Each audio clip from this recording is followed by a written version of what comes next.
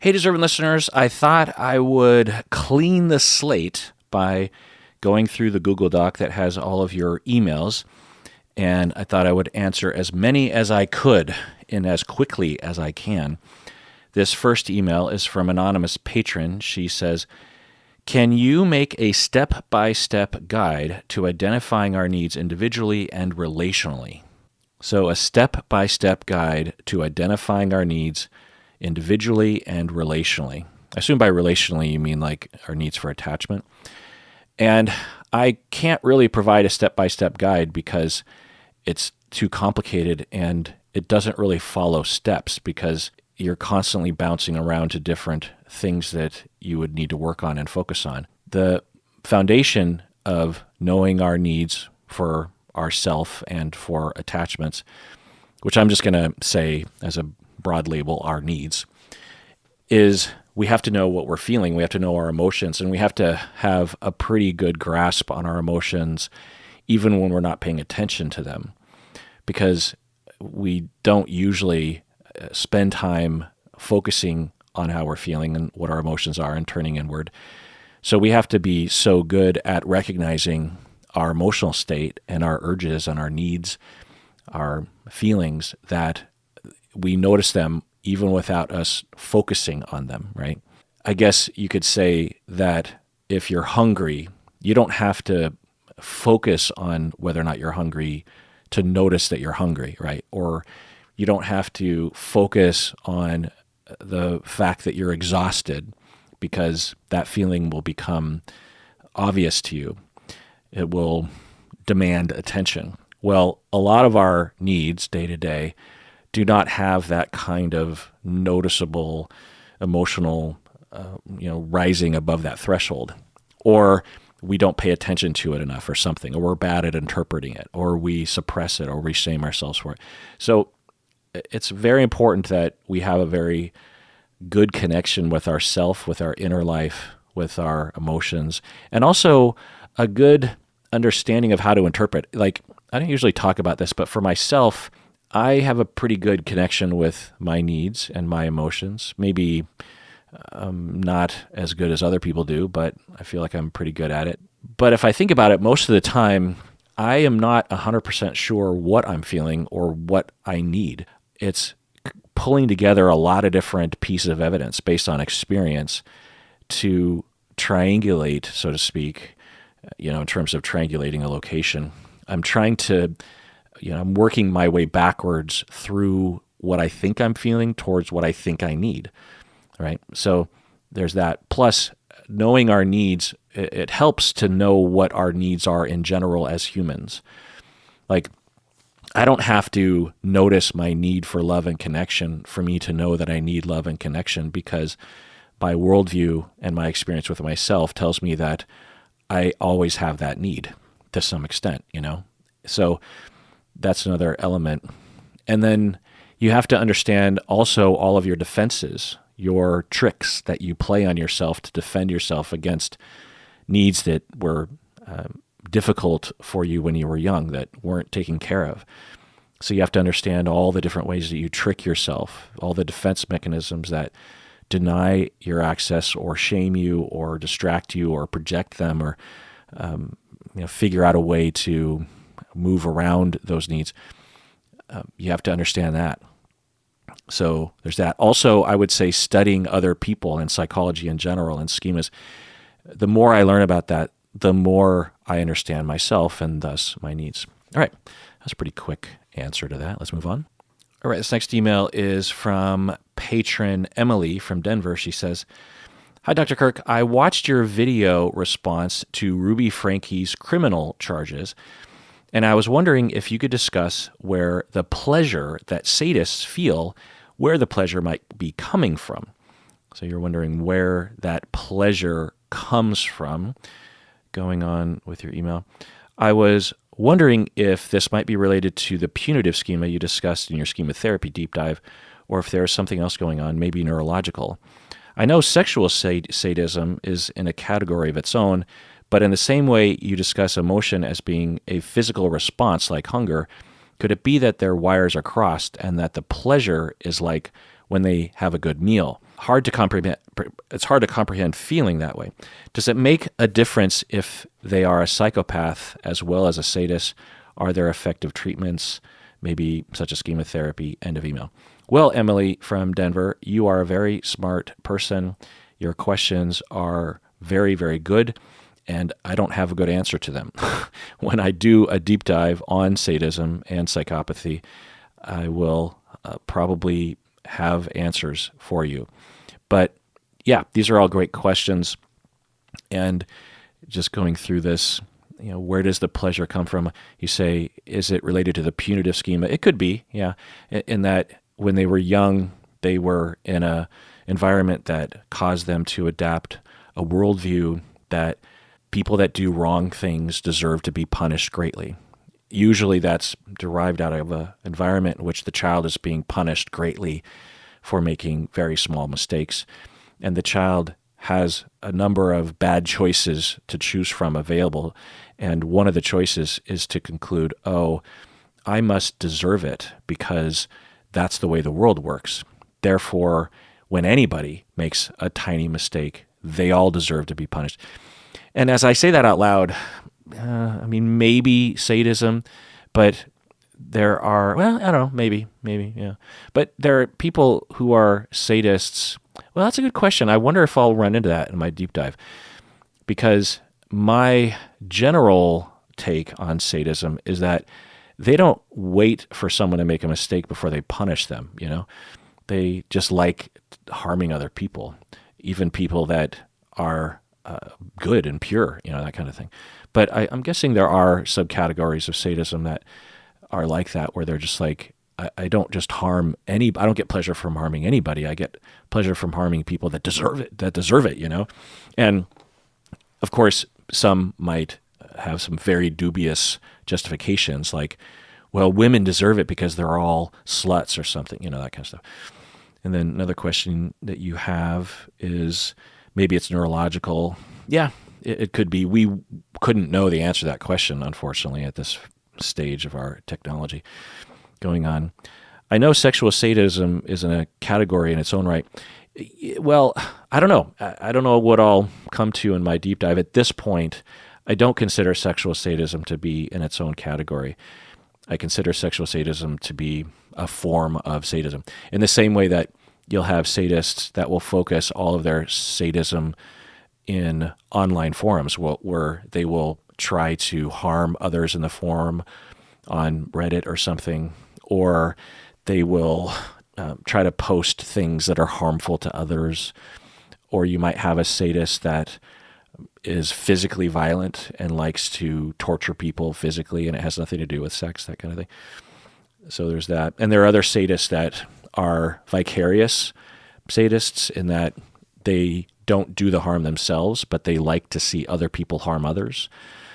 There's a lot of opportunity to witness that in the media. You could even say boxing or MMA, mixed martial arts, fighting is a way for people to get that pleasure. You could argue that fans of these shows have a tinge of that sadism in them, because the violence that is occurring in these fights is severe. But I don't know. I don't know what I would come to once I do the deep dive, and I'm guessing that it'll be kind of squishy, but who knows? And then you ask, are there effective treatments? Well, yeah, in as much as you can help people to manage their lives even though they have this. And that would be the first step, right? It's the same with someone that's attracted to minors sexually and they have empathy and they don't want to do it. You have ways to manage it.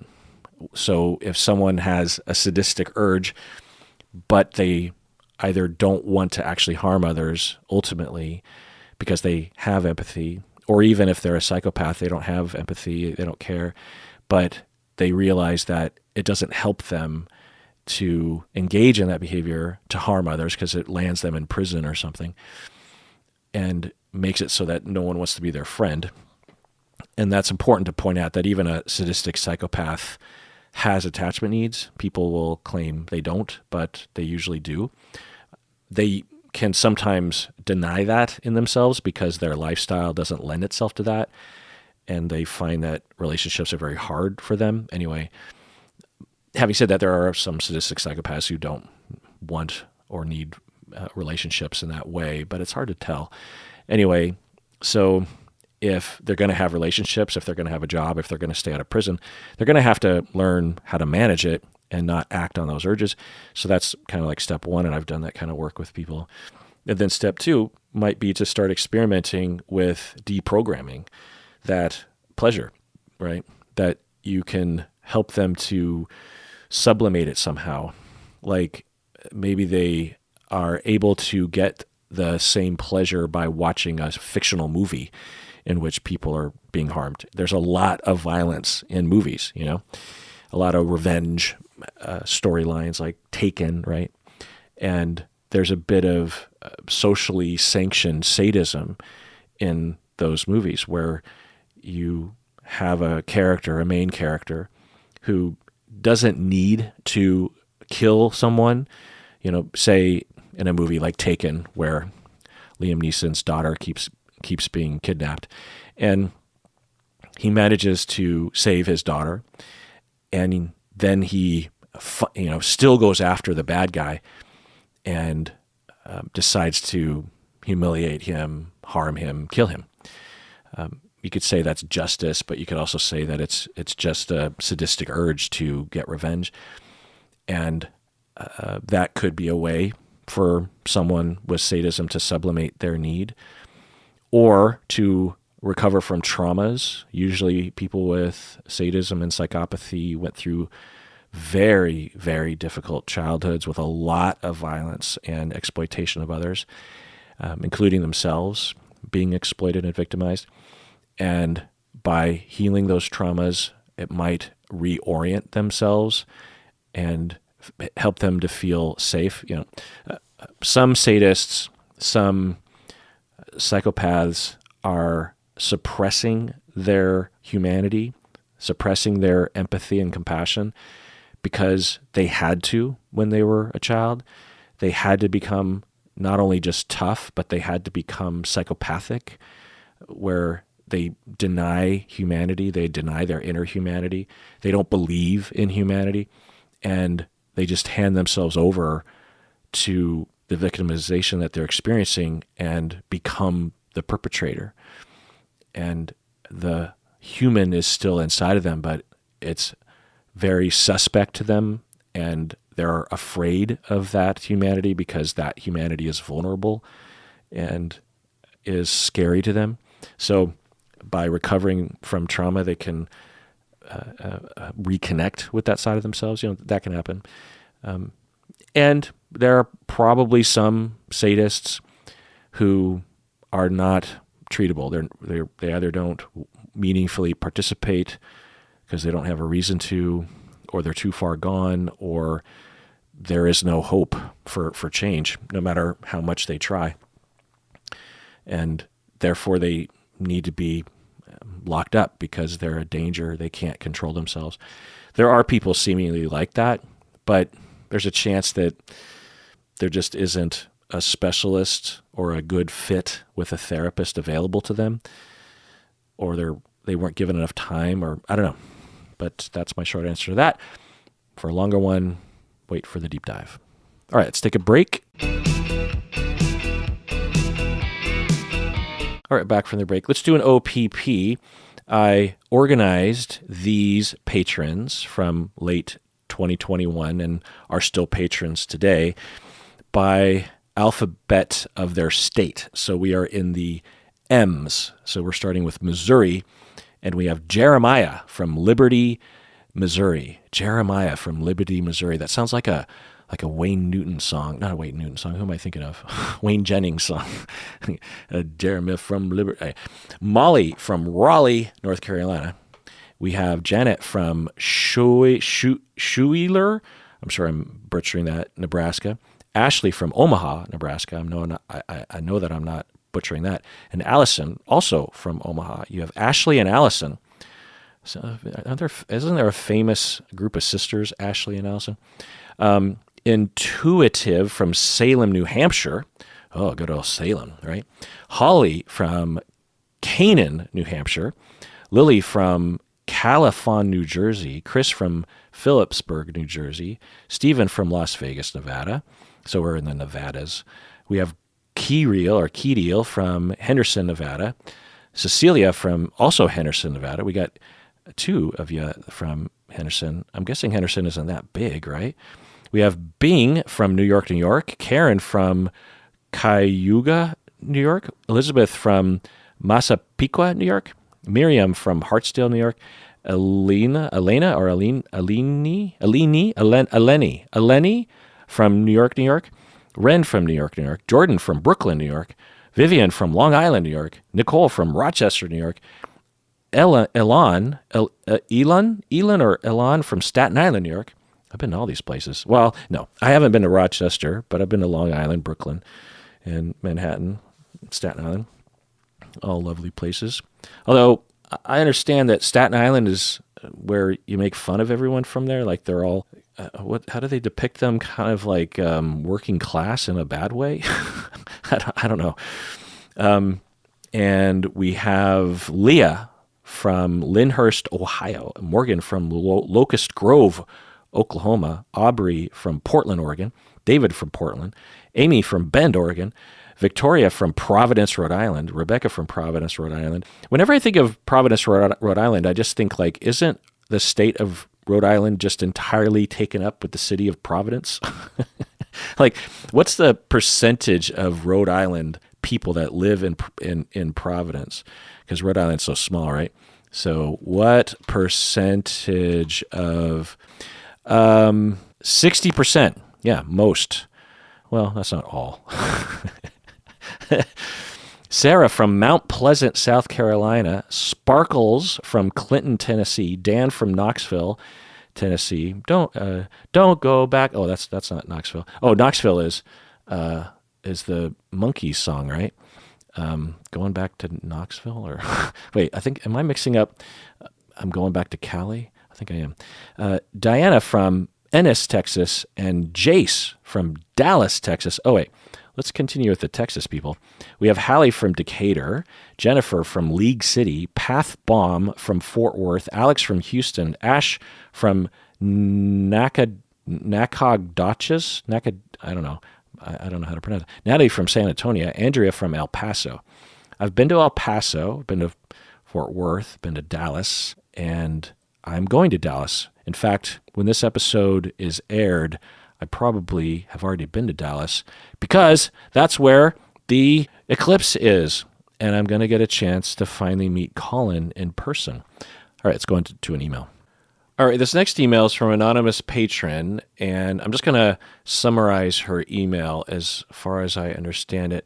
She has a therapist that she really likes, and she is now becoming a therapist herself. So she's a client, and she is going to graduate school, and she is thinking there's a possibility that her current therapist, who she really likes, might eventually become her supervisor because she might want that to be true. She might want to be supervised by her therapist.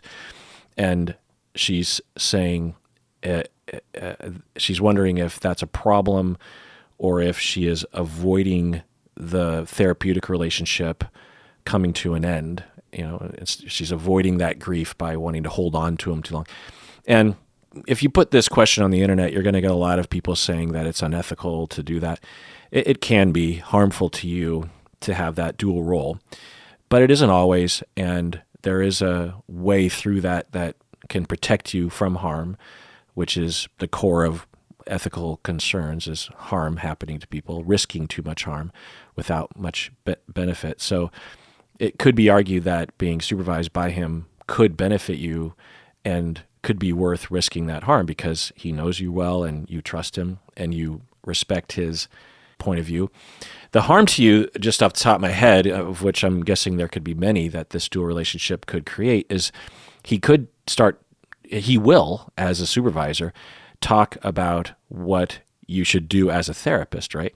And he will probably hopefully talk about his own experience as a therapist.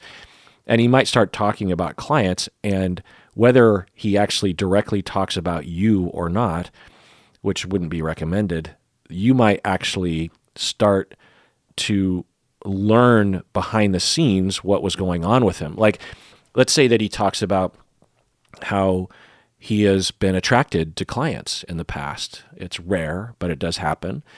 And it would be a good idea for all supervisors to talk about that and disclose that, to normalize it. And he says that he, as a policy, doesn't tell his clients about it, but he deals with it on his own. And it might insert this possibility into your mind that he was attracted to you the entire time, because there'd be no way to know if he was referring to you or not, right? Even if he said, "Oh, I'm not talking about you," that wasn't the case. But that could hurt you too, right? Like, wait, what's wrong with me? So it could erase some of the good work that you've done with the therapy. And that's just literally off the top of my head as I was talking.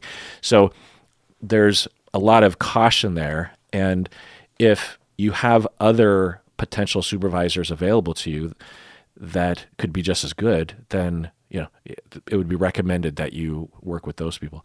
But I'm not exactly sure if I understand your question entirely right. What I will say, because a big part of your question is there something wrong with you for wanting that? No, there is nothing wrong with you for wanting that. If anything, it says that you're noticing your needs. It's completely fine.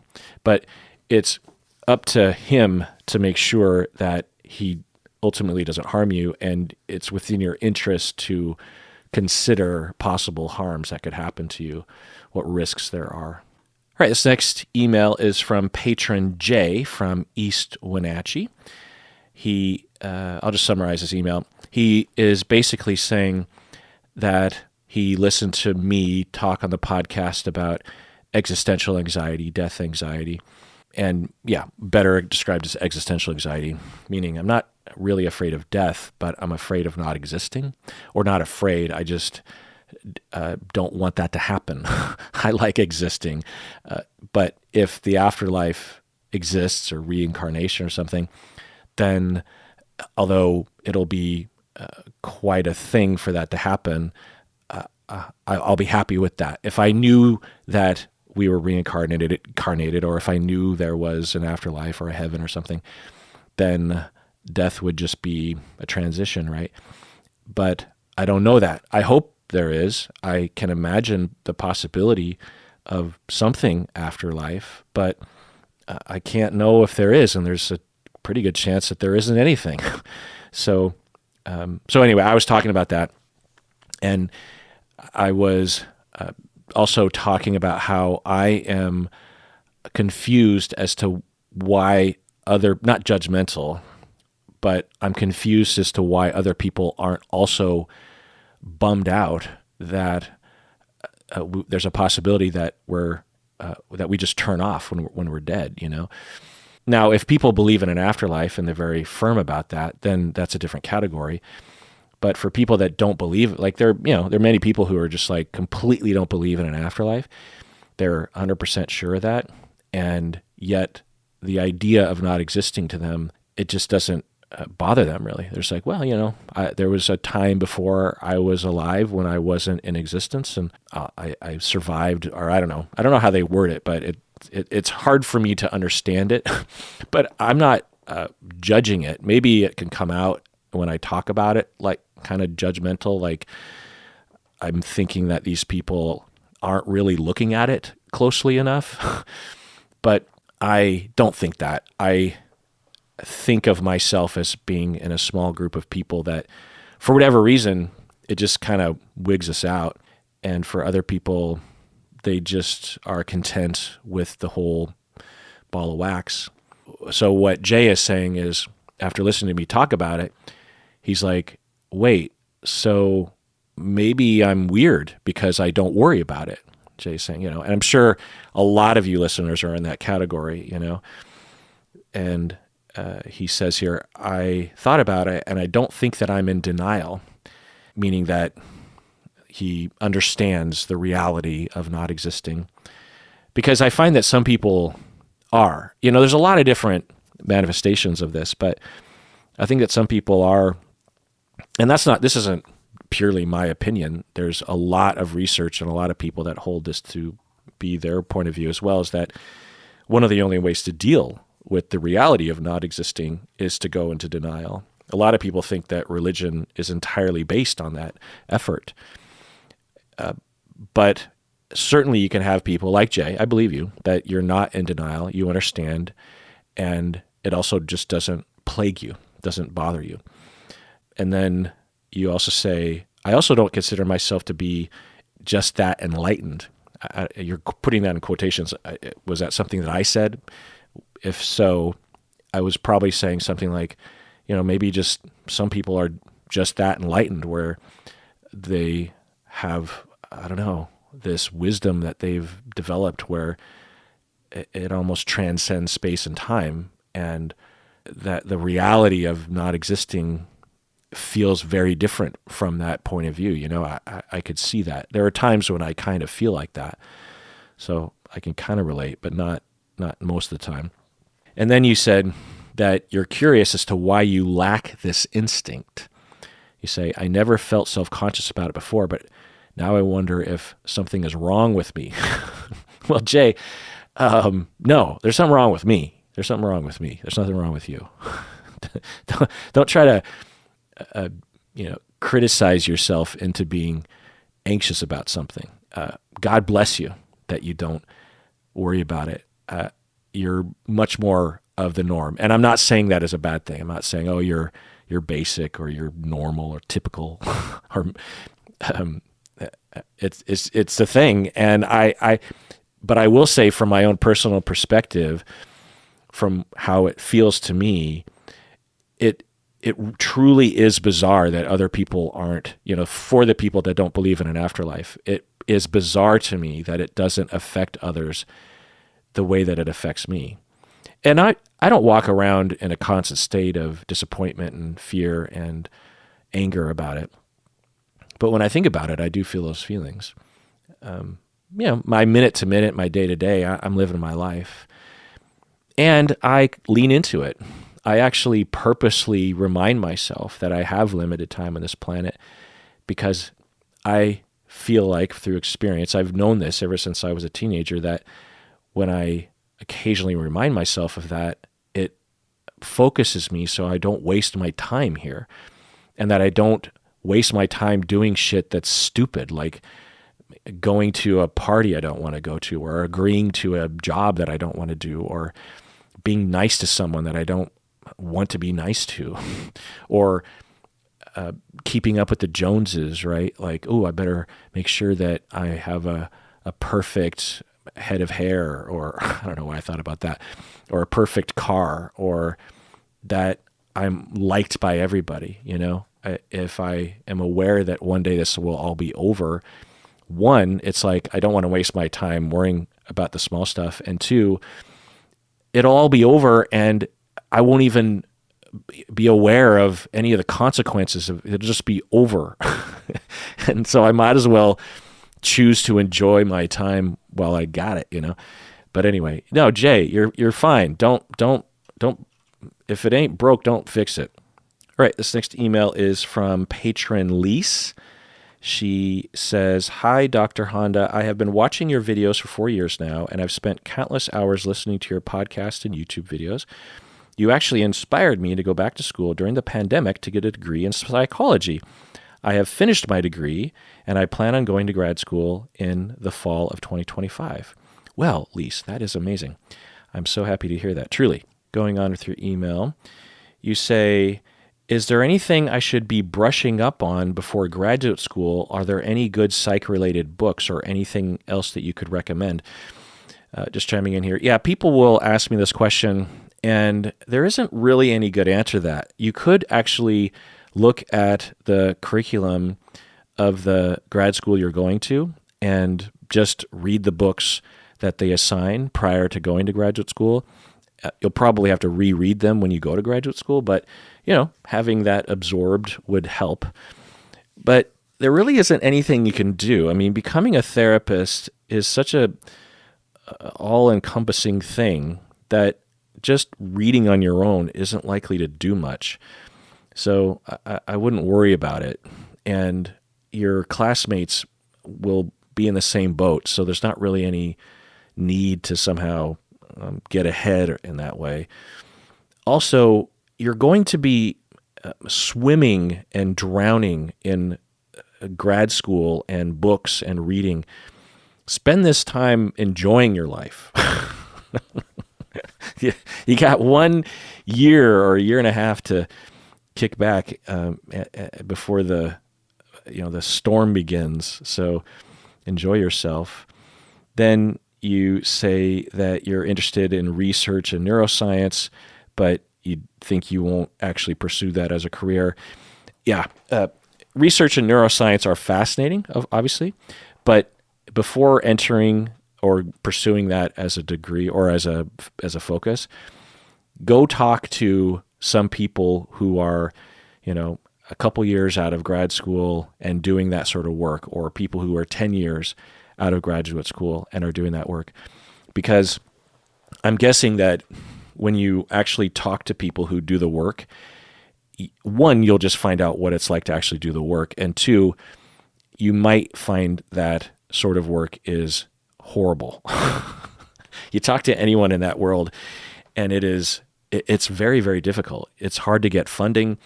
It's hard to get ahead. You can end up doing a lot of really tedious work. Like for 10 years, you just do the same experiment on a set of rats, and you measure like three different variables, and you fight to get your journals published, and no one reads your articles. No one cares.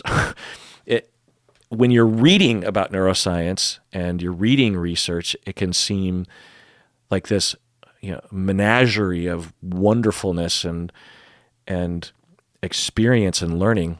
And it can be, but it often isn't on the ground level. But you say you're probably not going to pursue it as a career. And, God bless the people that do it. If they didn't do it, we wouldn't know anything about anything.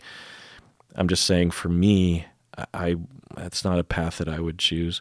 But some people really like that kind of thing. They really like just sort of plodding away.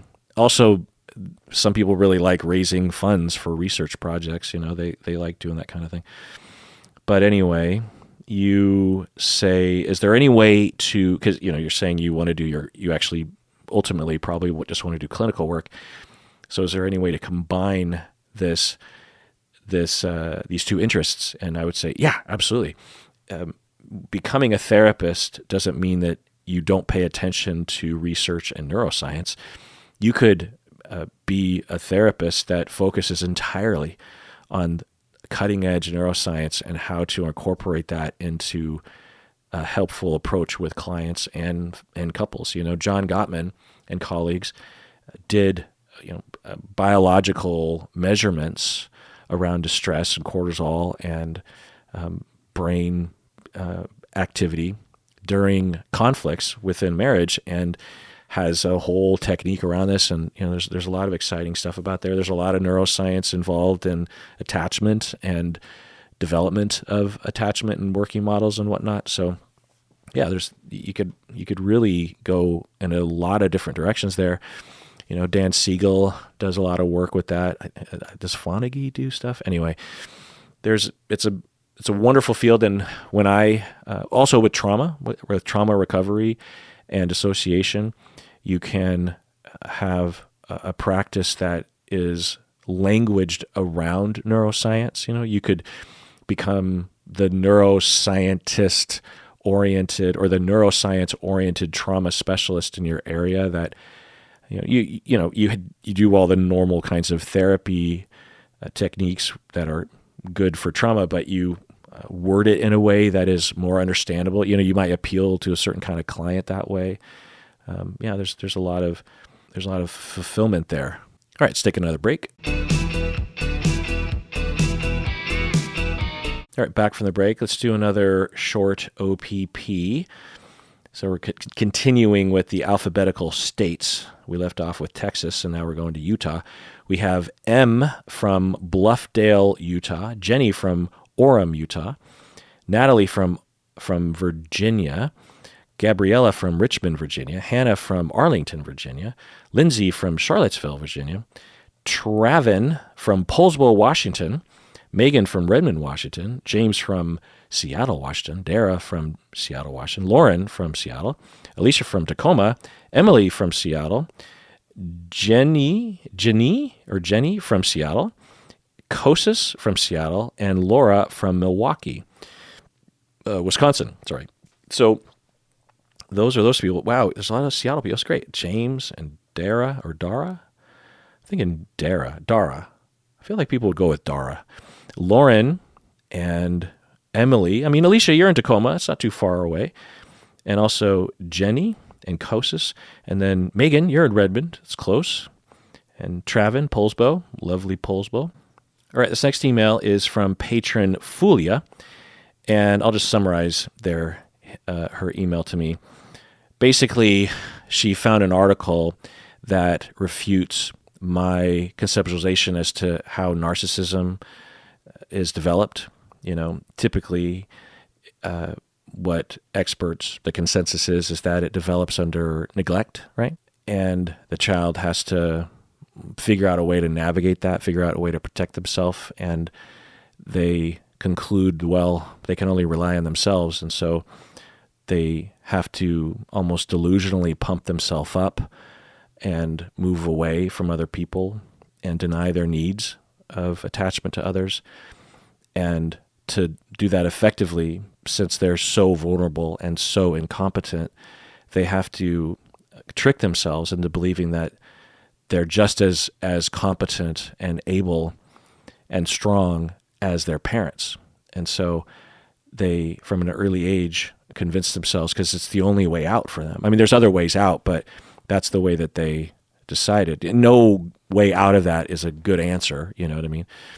Because other people can become overly dependent, or they can act out to get negative attention. There's a lot of different ways out of it. But what this article is saying is that this one researcher found that, in fact, narcissism doesn't emerge out of that. And instead, it's the opposite. I say that it's just funny because, one researcher found that their findings refuted all the experts and all the other research regarding.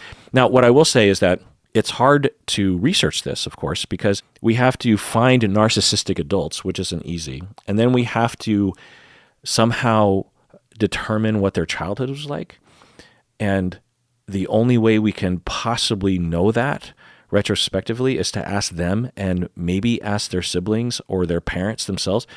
We understand that that's not a very effective way of determining what exactly happened. And even if we did know, like we had a video camera, like a time machine, and we could go back in time and videotape invisibly without interfering what the child was going through early in life, we still wouldn't really know, because we wouldn't know the internal subjective experience that the child was going through. Because you can have two kids who go through the same neglect, but one develops narcissism and the other one doesn't. And so it's a complicated thing. And I recognize that as a reason for me to say that my hypothesis, or the general consensus regarding why people develop narcissism, or at least the consensus within this camp, has very little support scientifically for saying that. It just happens to work out. The model happens to work, and the corrective experiences that seem to help these people tend to point in that direction, but there's just no way to know. So for someone to have a study that says that they found, just reading from the article, parents who overprotect their children and spoil them and fail to set appropriate boundaries set their children on a path to narcissism. So this is a common problem that I see. One, I think that people want to believe this. They want to believe that when you spoil children, they become narcissistic, because that's what we're told from a very early age. Now, if you spoil a child, might they be entitled? Might they feel they're entitled to more than they actually are? Yeah. If you tell a child that they deserve more than their neighbors, that rules don't apply to them, that they don't have to do their homework because they're better than their classmates, if you tell them that, I don't know, they deserve to take things from their friends because they're just better than their friends, if you tell the child they're smarter and they're a faster runner, they're more clever, they're funnier than everyone else around them, even though they're not, then yeah, you're going to have a child that will look narcissistic. But it depends on what would be my narcissistic, right? Because people suffering from narcissistic personality disorder do not actually believe deep down that they are superior to other people. That is a compensation. It's compensatory, grandiose notions about themselves. They're trying to compensate for deep inferiority. And when push comes to shove, and the real litmus test to determine if someone actually has narcissistic personality disorder is, what do these individuals do when their narcissistic supply dries up? Because people, particularly those who actually qualify for the DSM label, they plummet. They spiral down quickly. I always think about this one report of L. Ron Hubbard of Scientology, how before he became, famous, he had some kind of meltdown related to his failures. And at least in my head, this could all be wrong, but this is a very common story that I see clinically. He locked himself in his office for 3 days and was heard crying and wailing the entire time. So and it could be argued that L. Ron Hubbard did suffer from narcissistic personality disorder. We can't know that, or I can't know that. But he did that because once the narcissistic supply wasn't there to help him deny what was actually going on with him, then he had to actually feel what was actually going on with him, and it's extremely unpleasant. You can't create that in a child by spoiling them. You can't. Now, you could if you also were very emotionally neglectful when they're very young, So there's that. Number two, the notion of narcissism in psychological literature has multiple definitions. They often act as though they're not using multiple definitions, but when I actually look into it, they're using a different definition. Like with Twenge, who has popularized this notion that like millennials are more narcissistic today. When you actually look at how she measures quote unquote narcissism, she uses the standard measure, which is a pretty bad measure of narcissism, or it's not measuring what I'm talking about or what most people are talking about when they're talking about the clinical term narcissistic personality.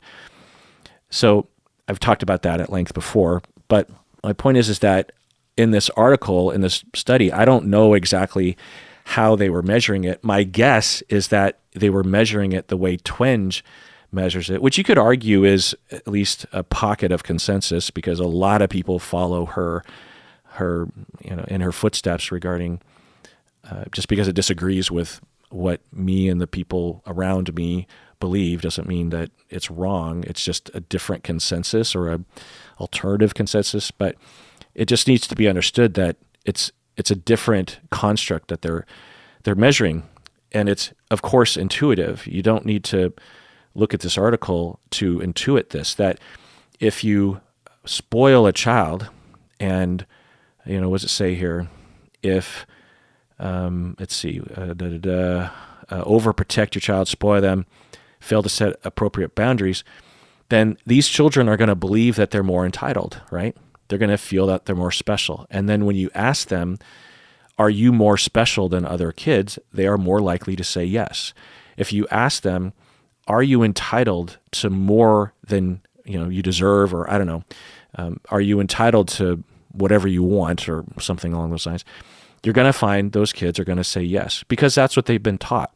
It's the same that when you talk to privileged kids, rich kids, for example, and say, do you think regardless of your performance in life or the goodness in your heart, do you believe that baseline you deserve to have a Jaguar when you graduate from high school?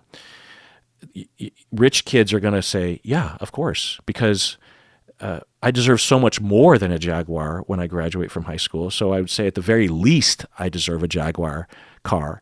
Not the animal. Yeah. And some people say Jaguar. I don't know what's right, but yeah, that person is going to come across as being more entitled because they're being taught that. That's their norm. Whereas if you ask someone that was raised in a more modest home, money-wise, and you ask them, are there any circumstances that you would deserve a Jaguar or even any sort of car as a graduation gift, they would say, well, it'd be nice, but no, I don't think that I deserve that.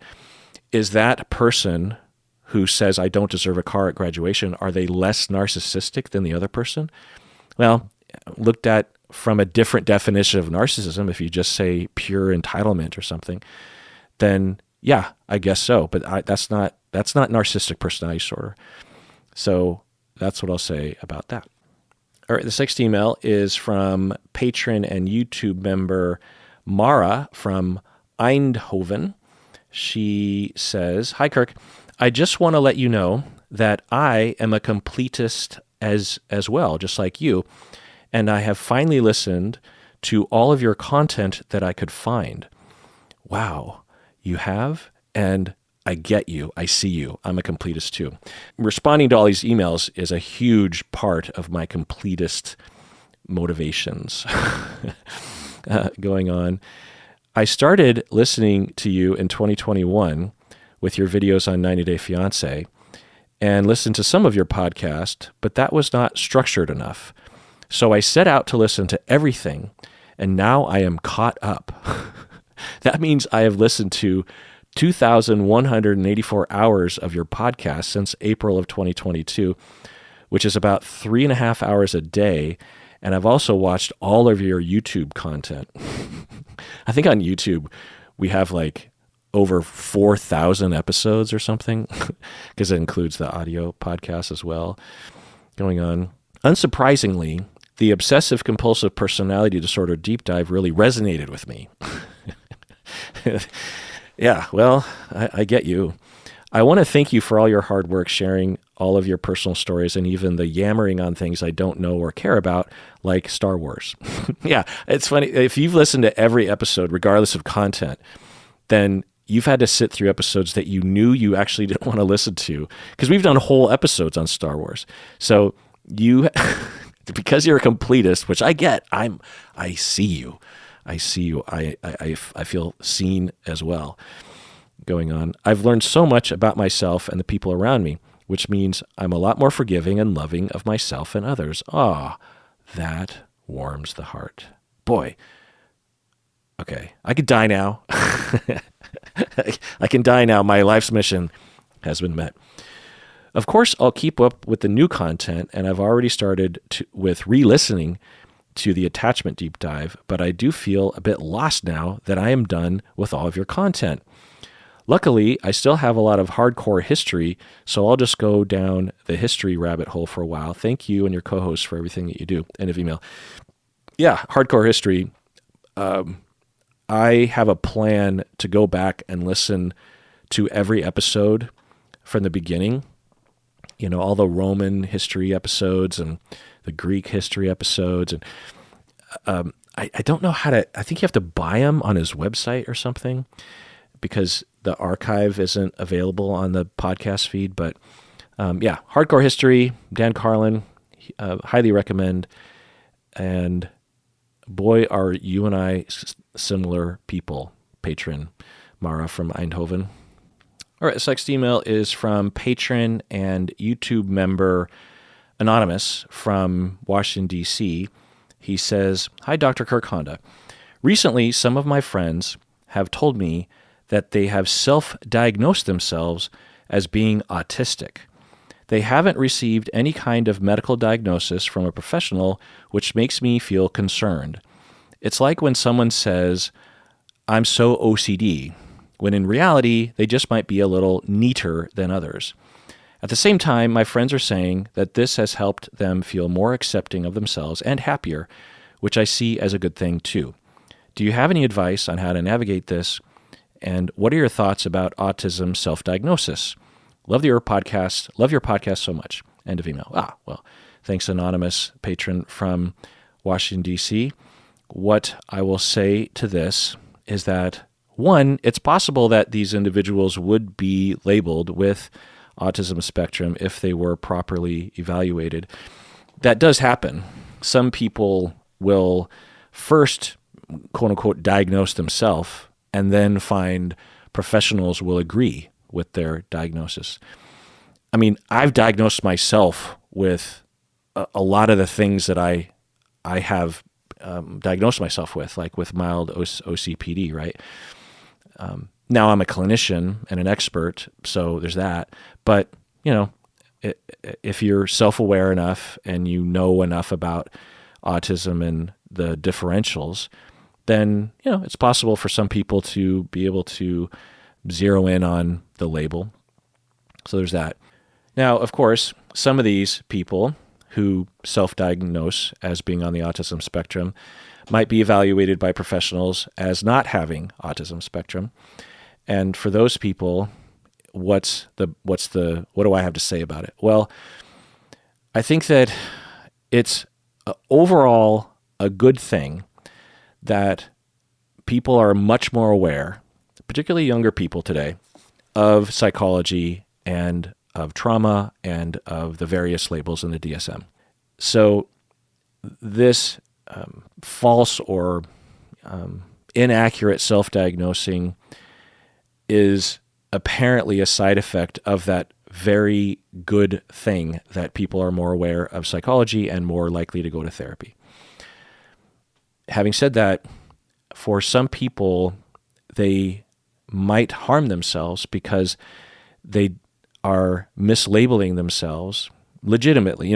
They literally believe that they have, whether it's autism spectrum or something else, and they might go down a road of trying to account for it or maybe even use it as an excuse when they would be better off for their own needs to not do that, to not self-diagnose and to look in other directions or get professional help themselves.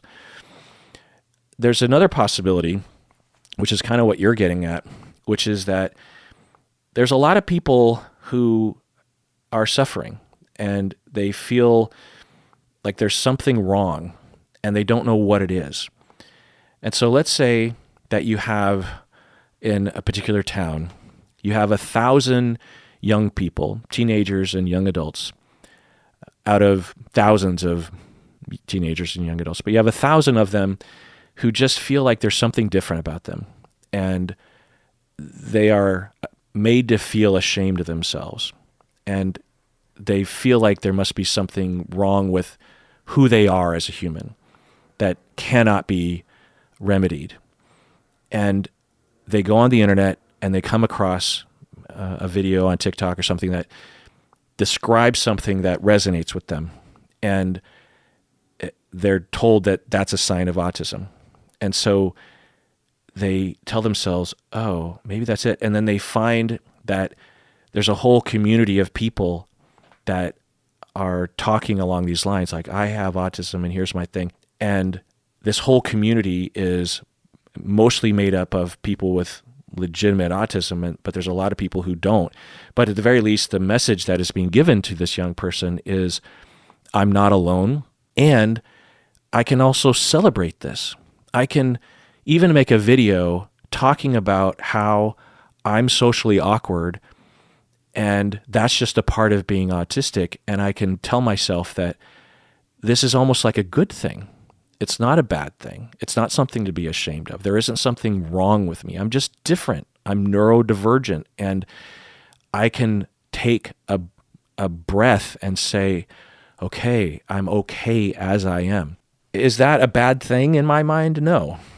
For those people, again, I imagine most people that are self-misdiagnosing are in that category. They're not doing it because they just want to bastardize the concept. In all likelihood, they're doing it out of desperation. And we have a problem in our field, my field, that we don't have enough labels, or we haven't made them, we haven't advertised them enough. There aren't enough people like me who go on the internet and talk about things. Sometimes it really angers me when I look around myself in my circle, and I'm not angry at anyone in particular. I'm angry at the situation that I am surrounded at the university and beyond by brilliant people at the cutting edge of various different topics, and they're passionate professors and clinicians, and in person they're charismatic and interesting and dynamic and fascinating and moving, and everyone has their own personality, and yet I'm the only one among hundreds that even bothers to go on the internet and try to educate the public. I'm not expecting everybody to do it. I'm not expecting half. I'm not expecting 90%. I would hope that 5% of us would give it a shot. And I would say anecdotally, it's less than 0.1% of us. And it bothers me. And so when we deny the public this information and they're left to their own devices, then they're going to do what they're going to do for their own benefit. It's like we abandon a group of people on an island that's about to flood, and we didn't leave them with anything, so they just start cobbling together pieces of wood and trees and other kinds of stuff, and they construct a raft, and that raft is a goofy looking piece of shit, but it floats. And that's what's happening. All right, next is an email from anonymous patron from Seattle. They say, "Hi, Kirk. I was wondering if you had any advice about people who are on the fence about whether or not they want to have children and how they could come to that decision. Society puts so much pressure on women in particular, but really on everyone, to see raising a family as the main goal in life. As a result, it can be hard to figure out if you genuinely desire to have kids of your own, or if you're just experiencing the fear of missing out." So that's basically the question. What do I say people should do? Yeah, and all those things should be considered. And it's not just with having kids. It's with a lot of things in life. Careers, your sexuality, whether or not you're monogamous or not, whether or not you really are meeting your needs by buying a house and having a mortgage, right? That's the ideal, right? For a lot of people. And there's so much pressure from all angles to do the mainstream things that it's hard to know what we really want, right? Because if we want that, are we just brainwashed? And if we don't want it, are we just rejecting it? But deep down, we actually do want some of those things. It's hard to say. And it's a exploration. It takes a long time. You have to dig down deep. You have to try it on for size in your mind, or like with kids, take care of other kids that are in your family or something. Think about all the pros and cons, talk it over with your partner if you have one. It's complicated, and your head's in the right place, and just keep going, and in all likelihood you'll make some sort of decision. Meaning that there's no way to know the answer to this question, because we don't get to live two lives or multiple lives. We can only live one life. And so we have to make our best guess as to what we need and what we want, what's best for us. And we just make that choice. Maybe it was the wrong one, but we can't ever know if it is or it isn't. We just can do our best. And so I'm sure that you'll do that. All right, this next email is from anonymous patron. She says, "Hi, Dr. Honda. I'm a huge fan. Thank you for your work." Well, you're welcome. "My therapist of 15 years was just diagnosed with pancreatic cancer. She's currently doing chemo and continuing to see clients. We started our work together when I was 20 years old, and I'm 35 now. Needless to say, she walked me through my entire adult life. Would it be possible for you to talk about any knowledge or experience related to navigating a situation like this? Thanks a lot." End of email. Yeah. Well, it's rough. One, you're going to be with your therapist while she is suffering, and she might show signs physically and cognitively as in your sessions. So that will be a change. Also, she might die or might have to retire or something, and then you won't ever be able to see her again, right? In all likelihood. And that's scary to think about. And then if she were to die, then that's a huge loss. And it's one of those losses that it won't be supported necessarily by society. For a lot of clients, they aren't even necessarily invited to the funeral, right? And you're just left alone to grieve. No one around you knows your therapist, typically. And even people around you that might know about this loss, they might not really understand how much it would affect you. I don't know what sort of work you're doing with this therapist, but there's a chance that this therapist is the closest person to a secure parent relationship that you've ever had in your life, right? At the very least, it's a very, very close relationship. It can be. And it would be on the level of a spouse dying or someone very, very close to you dying, right? So it's a big deal, and worrying about that and seeing them suffer. And even if they get through this, it's really scary, and it's hard to watch someone that you love suffer. So that's what I'll say is that I'm sorry that this is happening, and I'm just sorry it's happening. It's rough. I'm sorry.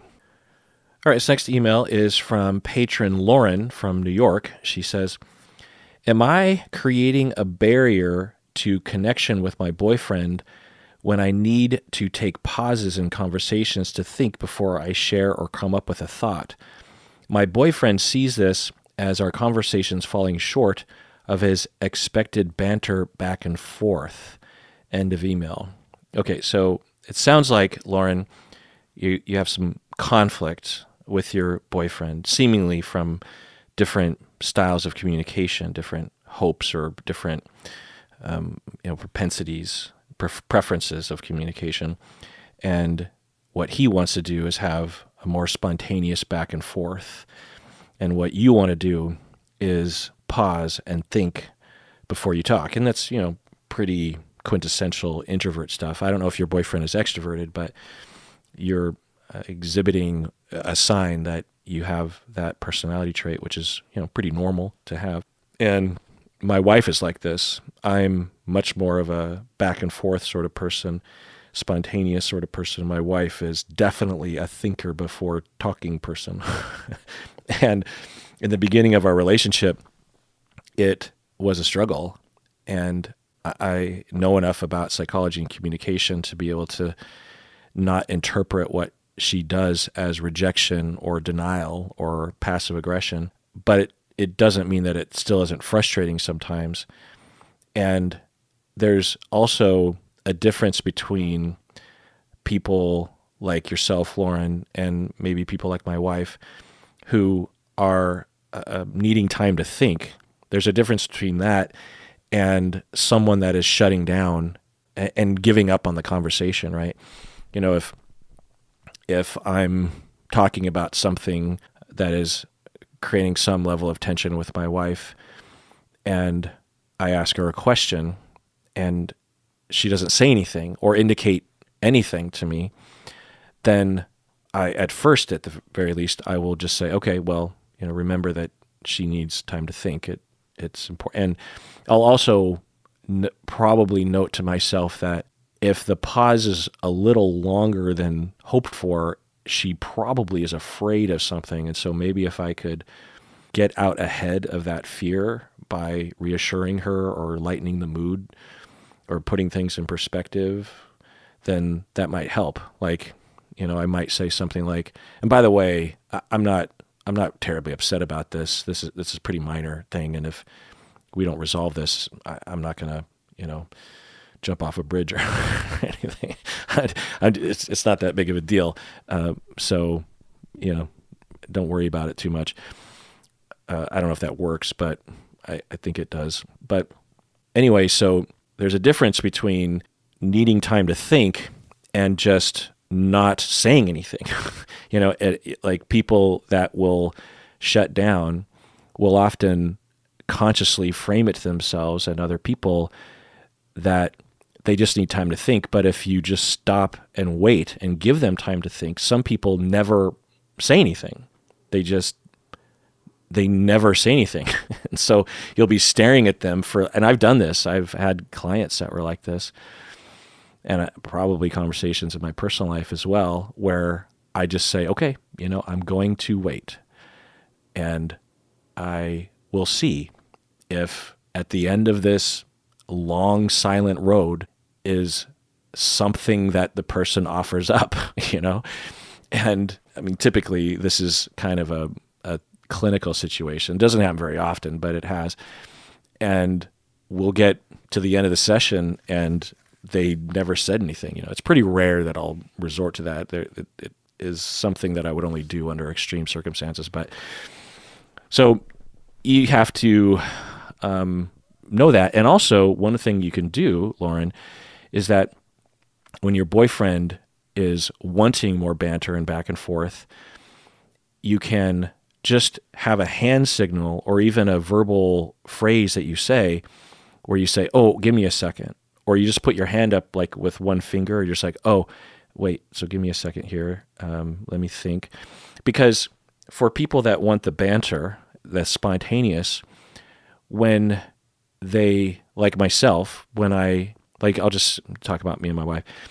If I were to say something to her and she just stares back at me or just stares into the distance, it's not hard for me to wonder if she's not listening or doesn't care or is rejecting me or is avoiding or something, withdrawing or rejecting. It's not what I typically assume because me and my wife have worked really hard in our relationship. But it's easy for people to think that, particularly if you don't have a lot of history with someone of clarifying these things. So you want to do the best that you can to alleviate that. Now, if your boyfriend is just being a dick about things, that's one thing. But if your boyfriend is being triggered and he's upset, he feels hurt, and then he's a dick about something, in the same way that I was saying that I try to get out ahead of my wife's fears by alleviating any kind of pressure or any kind of misconception that I'm super angry about something, you should be trying to get out ahead of the same sorts of fears or the mirror image of those fears that your boyfriend might be going through, which is that your silence and needing time to think is actually a rejection of him. By the way, I'm engaged in this conversation. I want to respond, but me, my gears turn a little slower. And that's another tip is instead of saying something like, hey, I'm the sort of person that needs time to think, just say something that's self-deprecating. I hope you hear me do that all the time, like I yammer too much or, and I don't really believe that to be 100% true. I will say that because I'm trying to, give other people a gift. I say that to my wife all the time. I'll be like, yeah, I talk too much, but I'm not saying I should shut up forever. And I'm not saying what I'm saying in that moment is irrelevant or stupid or inherently boring. I'm just saying there's probably an element of over talking, or at least in contrast to what my wife is doing. And so I will, genuinely make fun of myself. And so the same thing you can do on your side, which is you can, as you're having a conversation, and I'm guessing it has to do with tense conversations, I'm not sure, but you're having a conversation and you can just put up your hand and be like, me, my brain works slow or my gears turn slowly. So wait, give me a second here. Okay.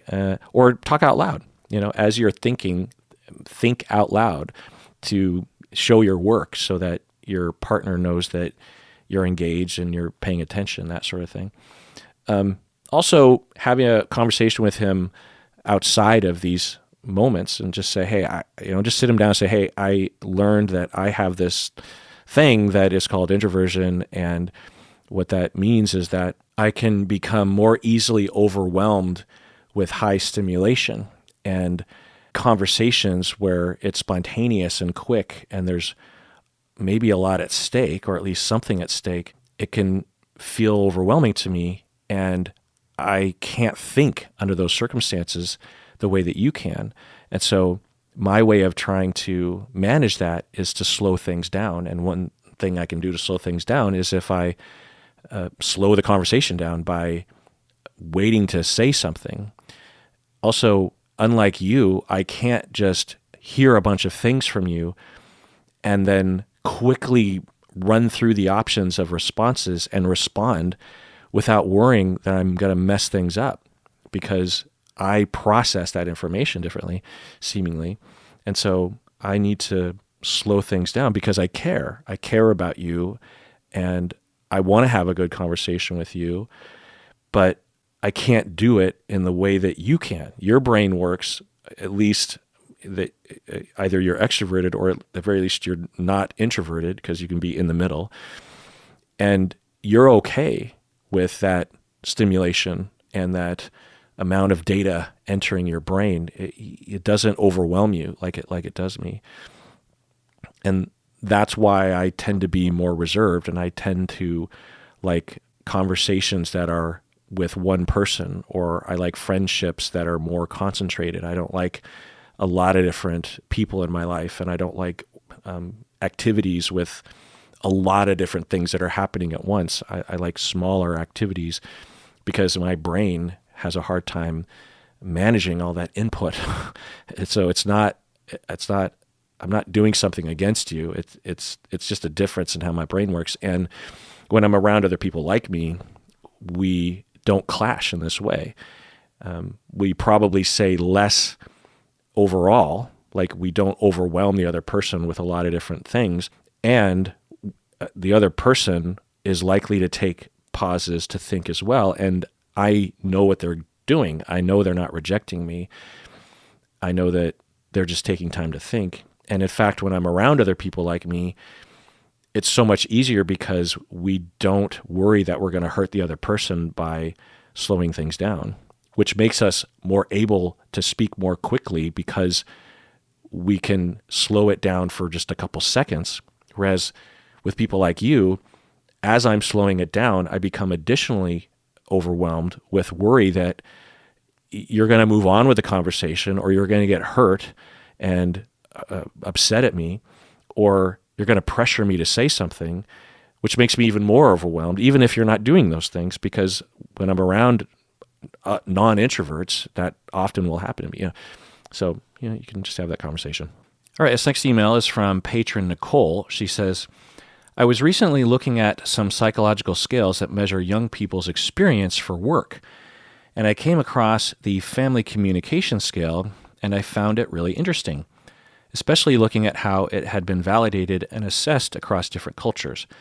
I wonder if there were any particular interesting psychological scales that you had come across in research or practice that are useful for clinicians to know about. End of email.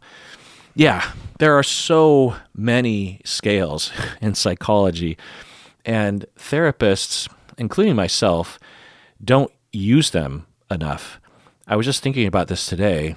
I was remembering this scale that I used with clients in the past, and particularly in my forensic psychology days, and I can't even remember the name of it, but it had something to do with quality of life, and it assessed all these various dimensions of life very briefly, but it got a lay of the land, like rate your quality of life in your family, at work, in your creative life, with your health.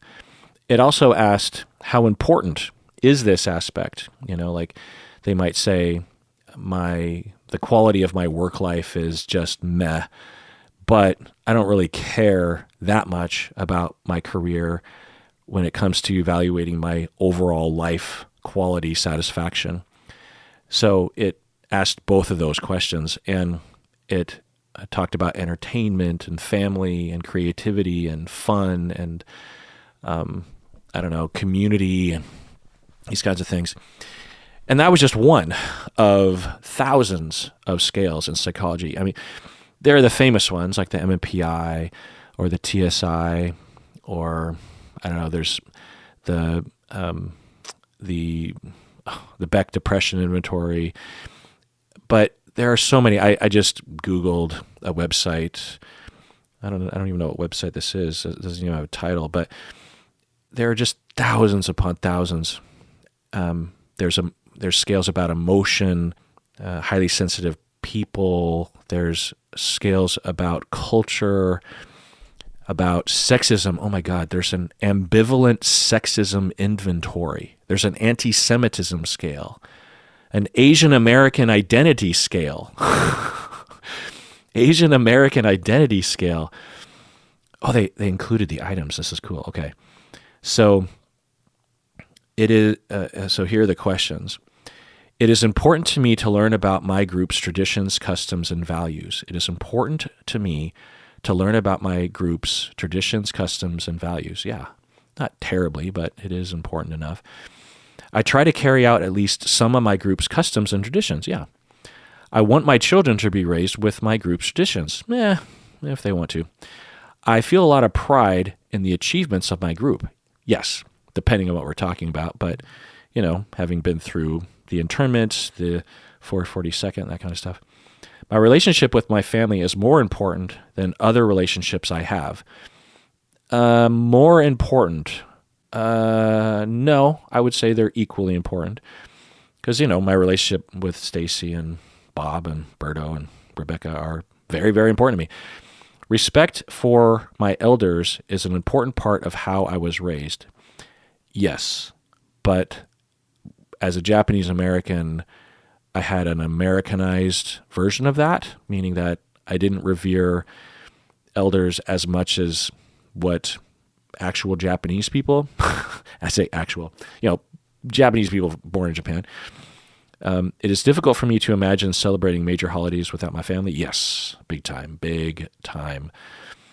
It's funny, so there's, according to the authors of this, and often they are based on research and validated, right, that all these things are, stereotypical or indications of adherence to Asian American culture.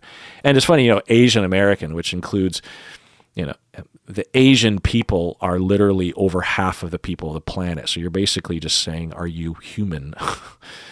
It would make more sense if you had a category that was just non-Asian, meaning you include everyone who isn't considered Asian, all the Europeans, all the Africans, all the Northern Americans, all the Southern Americans. That's a more unique group than calling someone Asian. But anyway, working hard and getting good grades are a part of who I am as a member of my ethnic group. Working hard and getting good grades is a part of who I am as a member of my ethnic group. No, I don't think of myself as being a hard worker and getting good grades as being a manifestation of my Asianness. I just consider it a part of me, I suppose. It is important for me as a member of my ethnicity to work towards a socially respected career such as medicine or law. No, I'm fourth generation. I'm not as Asianized as that. Every time a member, and of course, you certainly have a lot of Asians. And this is where it kind of breaks down, because there are a lot of Japanese people. Like, when a Japanese person emigrates from Japan to the United States in the 21st century, they are not likely to be adamant that their children become doctors or lawyers. Whereas if you are a Chinese family that emigrates to the United States, or a Korean family, then anecdotally anyway, you're going to find a lot more pressure along those lines. So it's, kind of a nonsensical thing. But anyway, that's that scale that I just learned about. I didn't know existed. Asian American multidimensional acculturation scale. Oh my goodness. I wonder if these are all made by this one website in Turkey. It looks like it's made in Turkey. Like, they publish these. Anyway, how well do you speak the language of your own Asian culture of origin? 0. How well do you speak the language of other Asian groups? Not. How well do you speak the language of English? Well enough anyway. How well do you understand the language? It's all about language. What? Acculturation. Okay. All right. How much do you like the food of your age and culture of origin? Pretty good. How much do you like the food of other Asian groups in America? Pretty good. How well do you like the food of white mainstream groups? Yeah, pretty good. Right. So it's trying to get at acculturation in the food department. Then it's about history. How well do you know Asian history? How well do you know white mainstream history? How much do you identify with your Asian culture or with white mainstream culture? How much do you have in common? So, it's pretty interesting. Well, I'm in the Asian group right now. Cultural distance scale. What is this trying to get at? A cultural distance. Oh, it doesn't include the items. Bummer. Balanced dogmatism scale. What in the world? Balanced dogmatism scale. If we are going to have free speech, we must defend the right to be heard, or even those we disagree with. Man is master of his own fate and captain of his own destiny. So I guess you're supposed to agree or disagree. There is no such thing as the truth. Interesting. The one true faith is a myth. There is never one right answer for any question. And, there's it looks like there's 80 questions in the balanced dogmatism scale. Oh, there's another dogmatism scale. There's multiple dogmatism scales. That's interesting. Of course, the implicit association test. That's a famous test. You have, so I'm in the culture and ethnicity category. Then we have the education category, which, the teacher burnout scale. The longer I am in school, the more I realize how little control I have over the things that happen here. Teachers can get what they want without breaking the rules. Teachers can get what they want without breaking the rules. Oh, so if you think you have to break the rules to get what you want, that's a sign of burnout. My experiences in school have proven that public school teaching is a rewarding career. I see my job as contributing very little to the betterment of the world. That's the Dworkin teacher burnout scale. Audit of principal effectiveness. Audit of principal is just like, and principal is spelled like the person that works at a school. The principal at my school has high professional expectation and standards. The principal encourages changes. So this is just looking at like how good how good you think your principal is. Parent survey, just something that's called a parent survey. I feel welcome in my child's school. I have regular contact with my child's teachers. Yeah, and all of these come with them validation and norms and how to interpret. Motivations to eat scale. Oh my God, motivations to eat. How often do you eat because you want to treat yourself? Oh, pretty much every meal. I'm a freak. Whenever I'm sitting or thinking of what I'm like, okay, how can I treat myself? I consider every opportunity to eat to be a time for just indulgence of these senses. How often do you eat as a reward for having done something that you're proud of or feel good about? Not very often, because I'm constantly treating myself, so I don't think I could treat myself more. How often do you eat because you like to eat? Oh, all the time. How much do you eat because it's a special or traditional part of some special occasion or celebration? All the time. How often do you eat because you are depressed or sad? Well, I don't really get depressed, but I think even if I was, maybe I would eat more. Not often. How often do you eat because you deserve it? Well, I feel like I always deserve it. How often do you eat because you feel worthless or inadequate? I don't do that. How often do you eat because you feel good or are in a good mood? Well, I'm always eating, so I don't think that's relevant. How often do you eat as a way to to cope? No. If anything, I tend to eat less if I'm stressed out, which isn't very often. How often do you eat as a way to comfort yourself? Maybe sometimes.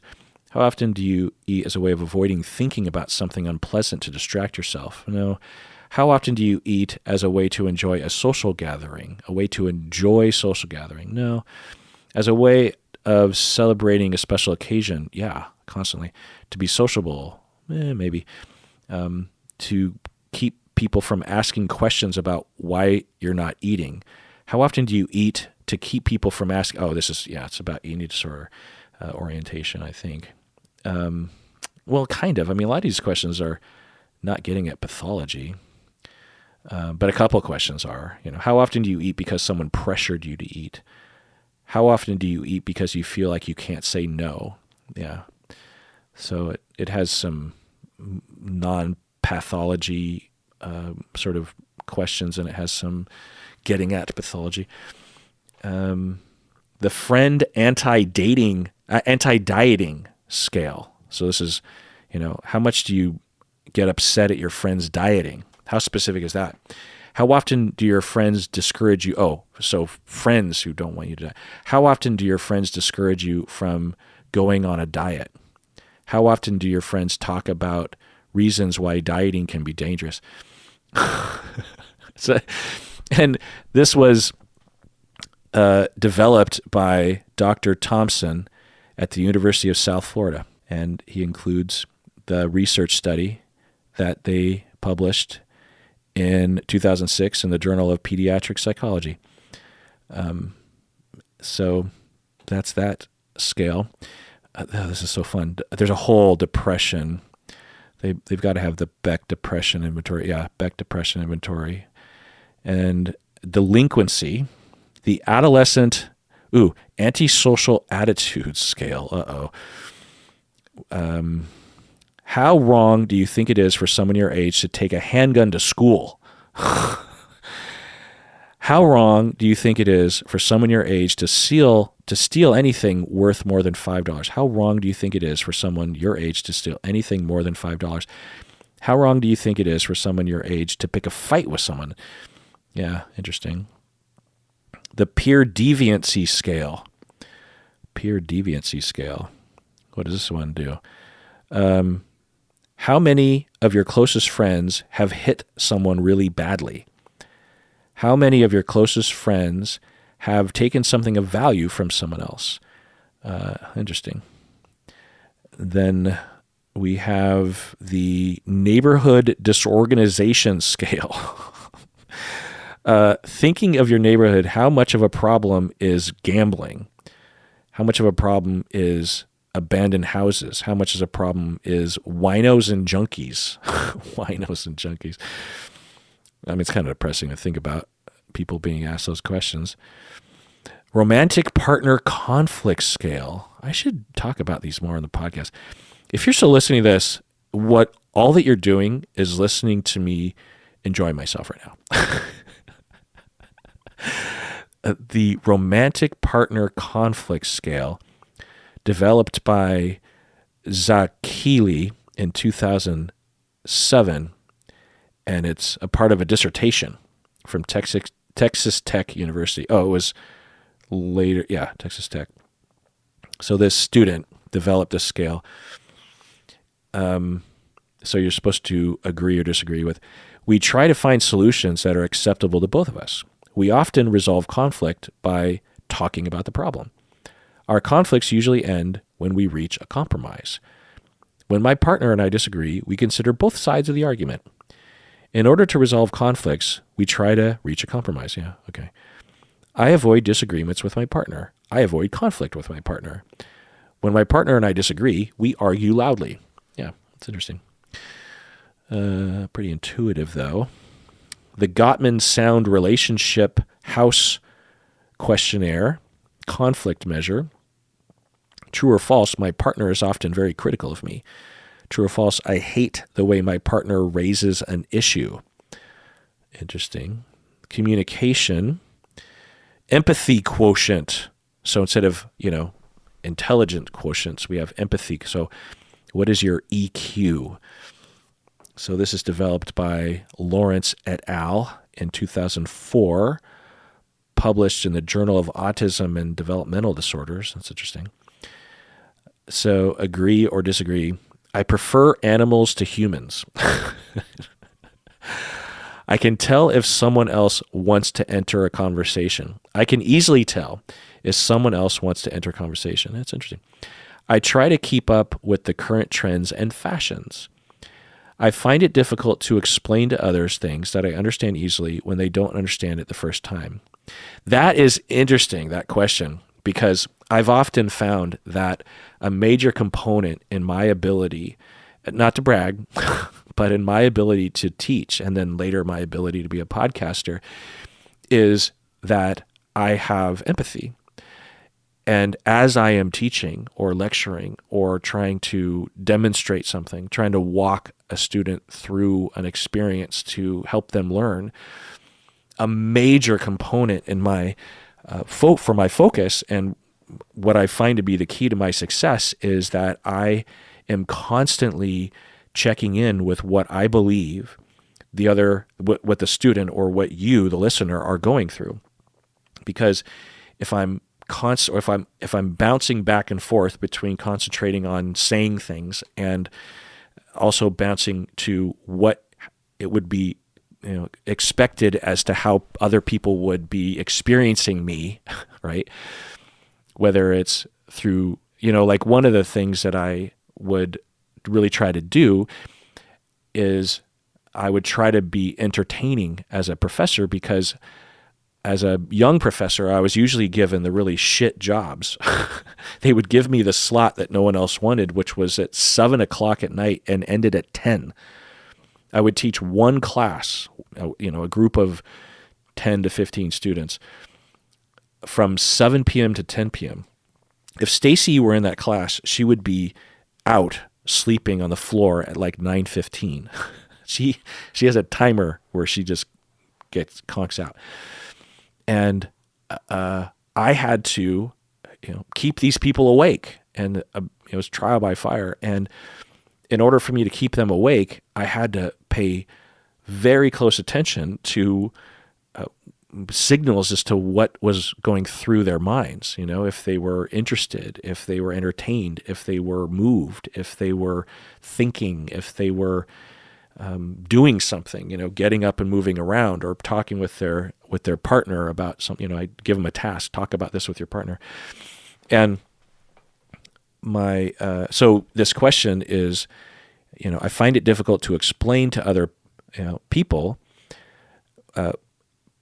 things that I understand but they don't really understand. I find it difficult to explain it to them, and that this is one of many items trying to get at how much empathy a person has. This is interesting. I dream most nights. What does that have to do about empathy? I really enjoy caring for other people. I try to solve my own problems rather than discussing them with others. I try to solve my own problems. I don't know if that has to do with empathy. I find it hard to know what to do in a social situation. Yeah, I'm at my best first thing in the morning. I'm at my best first thing in the morning. I wonder what that. I mean, if it's developed for autism, I wonder if it's like in the first thing in the morning. I haven't made any mistakes socially yet. And so that's when I'm at my best, or I'm at my best in the morning because I'm not expected to interact with anybody yet. I wonder what that's about. People often tell me that I went too far in driving my point home in a discussion. It doesn't bother me too much if I'm late meeting a friend. It doesn't bother me too much if I'm late meeting a friend. Friendships and relationships are just too difficult, so I tend not to bother with them. I would never break a law, no matter how minor. I would never break a law, no matter how minor. I think what that's trying to get at is there are signs that if you have empathy, then you might actually be open to breaking a law because you might care about other people. I think that's what it's trying to get at. I often, and empathy and caring about others isn't the same thing, of course. In fact, I wonder what working definition they're using for empathy. Let's see. Designed to measure empathy in adults. The test was developed clinically. Empathy measures TDD level of social impairment in certain disorders like autism. However, since levels of empathy vary significantly between individuals, even between those without any mental health disorders, it is also a suitable measure for temperamental empathy. But how are they defining empathy exactly? Because there's a lot of different. Well, I'm too lazy to look it up. But yes, so to answer your question, Nicole, I think about this all the time, and looking at this, there's a whole body category. Body sensations questionnaire, heart palpitations. Oh, so I think this is getting at how attuned you are to your body, for better, for worse. Body cathexis scale. Cathexis is a psychoanalytic term. I have strong feelings and I wish I could change somehow. What? Ideal body stereotype scale. Body appreciation scale. Ooh. I respect my body. Agree or disagree? I feel good about my body. On the whole, I am satisfied with my body. Pretty straightforward there. Pretty obvious. Body investment scale. I believe that caring for my body will improve my well-being. I pay attention to my appearance. Interesting. Objectified body conscientious. I rarely think about how I look. I think it is more important that my clothes are comfortable than whether they look good on me. I think more about how my body feels than how my body looks. I rarely compare how I look with how other people look. Yeah, that's interesting. Let's see. The appearance schema inventory revised. I spend a lot of time on my physical appearance, blah, blah, blah. That's pretty straightforward. Patient pain questionnaire. Body esteem scale. There's a whole section on autism. Let's read some of these. Autism. Adolescent autism spectrum. Autism spectrum quotient. Autism spectrum quotient. I prefer to do things with others than on my own. I prefer to do things the same way over and over again. If I try to imagine something, I find it very easy to create a picture in my mind. I frequently get so strongly absorbed in one thing that I lose sight of other things. I often notice small sounds when others do not. I usually notice car number plates or similar strings of information. Other people frequently tell me that what I've said is impolite, even though I think it is polite. When I'm reading a story, I can easily imagine what the characters might look like. I am fascinated by dates. I can't imagine a majority. Anyway, in a social group, I can easily keep track of several different people's conversations. I find social situations easy. I tend to notice details that others do not. Yeah, that's all pretty standard here. I am not very good at remembering phone numbers. I find it easy to do more than one thing at once. That's interesting. And then we have anxiety. So, just looking at and then aggression, a whole bunch of things on aggression. And on addiction, that's pretty, violence, victimization, whole category in victimization, a huge category on school, suicide, stress, social skills, fear of envy scale. What in the world? Like they're afraid of envy. I fear others will not like me if I show I am too confident. So this is fear that people will be envious of you. I don't want others to think I am a show-off or too cocky. People who have a lot are usually seen as selfish. I think people would secretly resent me if they think I am better off than them. Well, that's a very specific scale. I wonder if anybody uses that. Blushing propensity scale. Brief sense of community scale. Brief sense of community. I can get what I need in this neighborhood. This neighborhood helps me fulfill my needs. Why is it called? Oh, it's a brief. It's just, brief. Sense of community, brief. So it's like it's a scale about sense of community, and it just happens to be very brief because it's only a few questions. A huge section on sex. Sexual abuse. Clitoral self-stimulation scale. That one just jumped out. I wonder why. Wow, a lot of research on this one. Stimulating myself. Wait, what? Instructions. The following questions ask you about your thoughts and feelings concerning your sexual experiences and sexual activities with your partner. You are asked to rate each item on the scale provided. Please check off. So stimulating myself. Oh, I see. So you're supposed to say it's a good thing or a bad thing. You're supposed to indicate how important stimulating yourself is, how exciting it is, and how embarrassing it is, and how easy it is. Well, that's the whole thing. That you're just asked pretty much one question, and it's just about stimulating. What? I think this is a glitch. What other sex things? Depth of sexual involvement scale. Let's see. Oral stimulation of sex. Handhold. So it's asking basically what bases have you been to? Have you handholded? How about light kissing? How about necking? Are you curious, dear listener, how they define necking?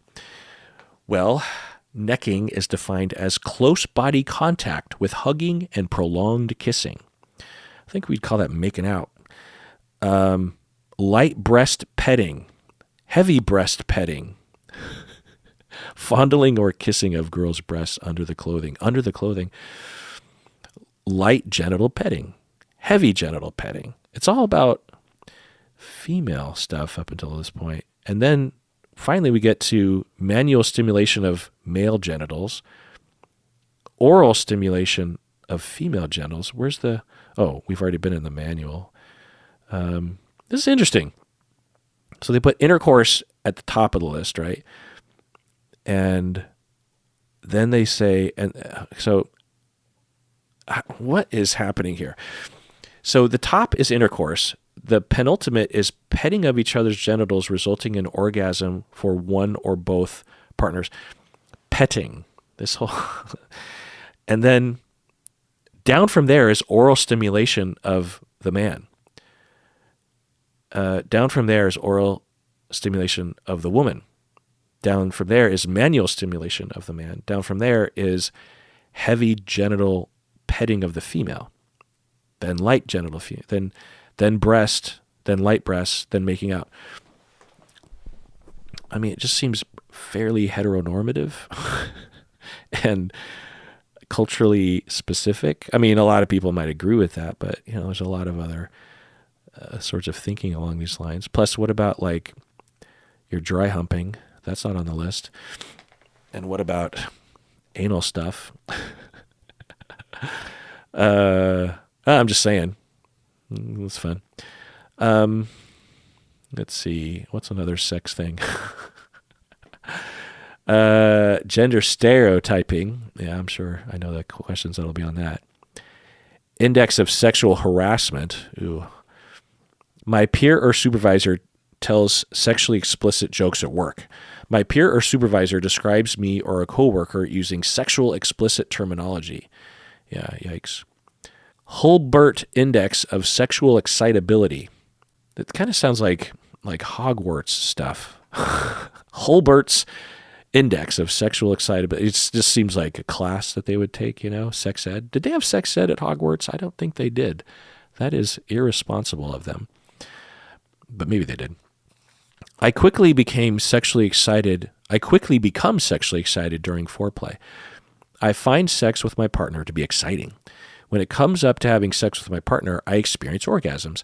It is difficult for me to become sexually aroused. So it's just Kissing is sexually arousing for me.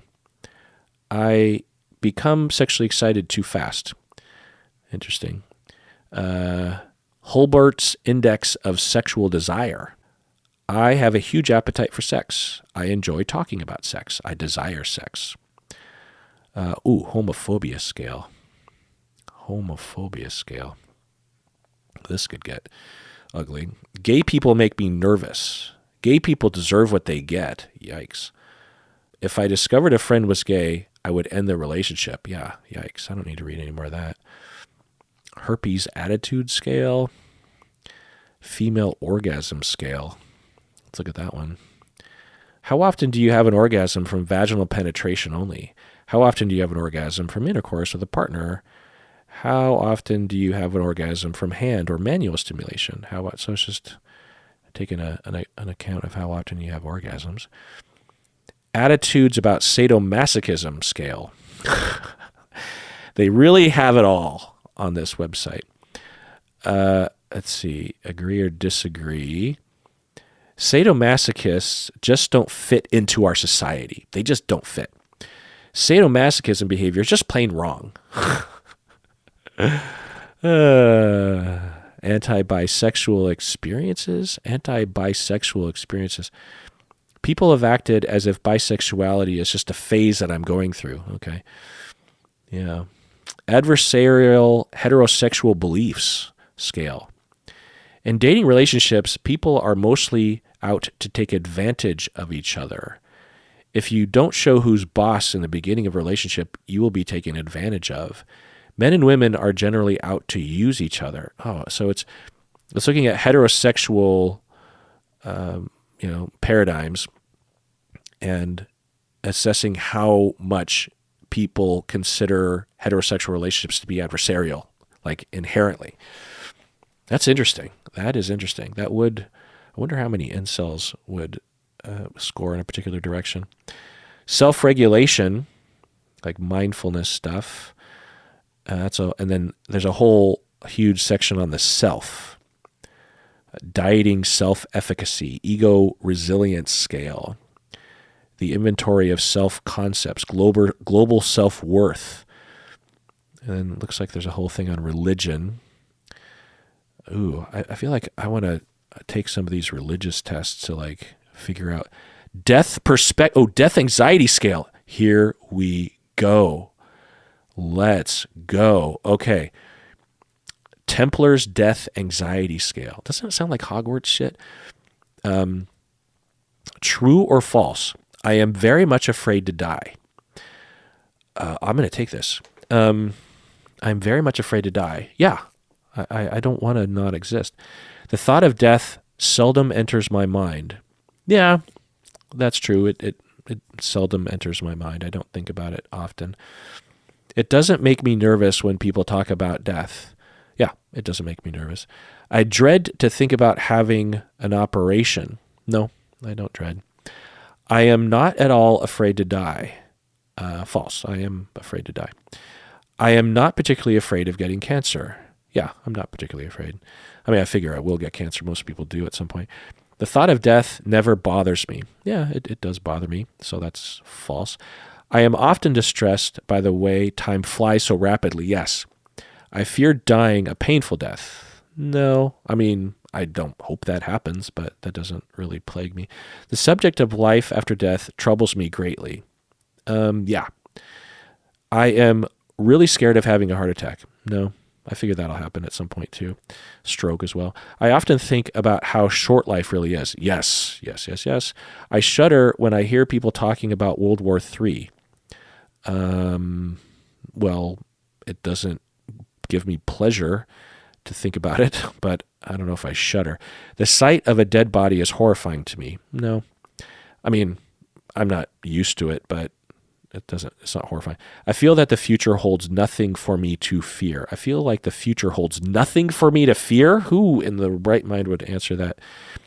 So this is from 1970, the year I was born. Ooh, developed by Templar. It was published in the Journal of General Psychology.